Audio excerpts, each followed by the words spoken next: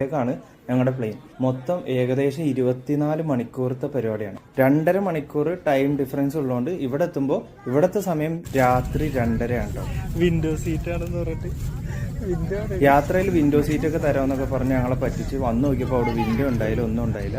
ഈ TV പോലത്തെ സംഭവത്തിലാണെങ്കിൽ പഴയ കുറേ പടങ്ങൾ മാത്രമേ ഉള്ളൂ. പക്ഷെ ഭക്ഷണവും എല്ലാം ശ്രീലങ്കൻ ഫ്ലൈറ്റ് ആയിരുന്നു കേട്ടോ. അപ്പോൾ കുഴപ്പമില്ല. പിന്നെ ഒരു ഉത്സവത്തിനുള്ള ആളുണ്ടായിരുന്നു. ഏകദേശം 500ഓളം പേരുണ്ടായിരുന്നു ആ പ്ലെയിനിൽ. എന്നിട്ടോ മൂത്രപ്പുരയുടെ മുമ്പിൽ ക്യൂ ആയിരുന്നു. പക്ഷെ അവസാനം കഷ്ടപ്പെട്ട് ഞങ്ങൾ രാത്രി എത്തിയപ്പോഴത്തേക്കും ഞങ്ങളുടെ കൂട്ടത്തിൽ ഞങ്ങളൊരു 25 പേരോളം ഉണ്ട് കേട്ടോ. ഇവരെല്ലാവരും കിളി പോയ അവസ്ഥയിലായിരുന്നു. എല്ലാവരും നമ്മുടെ നാട്ടിലുള്ള ബിസിനസ്സുകാരാണ്. നമുക്ക് ചൈനയിൽ വന്ന് അവരുടെ പുതിയ ബിസിനസ്സിലേക്ക് എന്തെങ്കിലും പ്രോഡക്റ്റ് നോക്കുന്നതിനോ അല്ലെങ്കിൽ അവരിപ്പോൾ ഉള്ളത് ബിസിനസ് എക്സ്പാൻഡ് ചെയ്യുന്നതിന് വേണ്ടി വന്നതാണ്. അടിപൊളി ആൾക്കാർ കേട്ടോ. ഇത്രയും കാശുകാരാണ് ഇവരൊന്നും ഇവരോട് സംസാരിച്ചാൽ നമുക്ക് തോന്നില്ല. അത്രയും വിനയത്തിലുള്ള ആൾക്കാരാണ്.